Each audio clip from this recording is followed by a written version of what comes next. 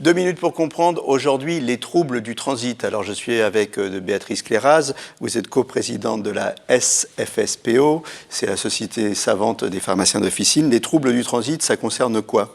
Les troubles du transit, c'est soit de la constipation, soit des diarrhées. Voilà, donc c'est quand on ne va pas bien à la selle. Exactement. Soit quand c'est trop liquide et trop souvent, voilà, ça c'est la exactement. diarrhée, soit quand on n'y va pas assez souvent et que c'est bien solide, ça c'est la constipation. C'est ça. Qu'est-ce qu'on fait? Alors en général, les gens ont une forte tendance à s'auto-médiquer. Pourquoi pas, mais il faut vraiment faire attention que ce ne soit pas le symptôme d'une maladie plus grave. Donc surtout, il faut en parler ou avec leur médecin ou avec leur pharmacien. Et nous devons leur poser un certain nombre de questions pour éliminer toute cause grave ou de diarrhée ou de constipation. Et ensuite, on peut les conseiller sur certains produits. Voilà, c'est-à-dire que par exemple, les diarrhées, ça peut être ponctuel, ça peut arriver de temps en temps, ça peut arriver en voyage, ça peut arriver quand finalement on modifie ses habitudes alimentaires. Si c'est ponctuel, bon bah...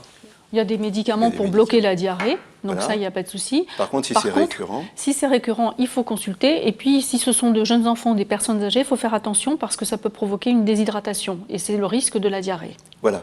Et là, par contre, pour les jeunes enfants, on ne fait pas d'automédication. À la diarrhée, on consulte immédiatement. Exactement. Ça peut même être une urgence. Tout à fait. On est d'accord là-dessus.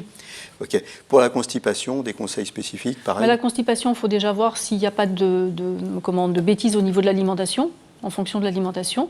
Et puis, on peut là aussi conseiller des médicaments. Attention à certains médicaments qui sont des laxatifs irritants et qui peuvent là aussi avoir des effets secondaires, notamment chez les personnes âgées ou chez les personnes qui ont des traitements pour le cœur, par exemple. D'accord. Quel type d'effets secondaires?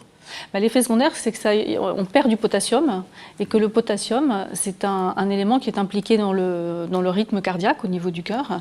Et quand on en a trop ou pas assez, ça peut être mauvais pour le cœur, en fait. Voilà.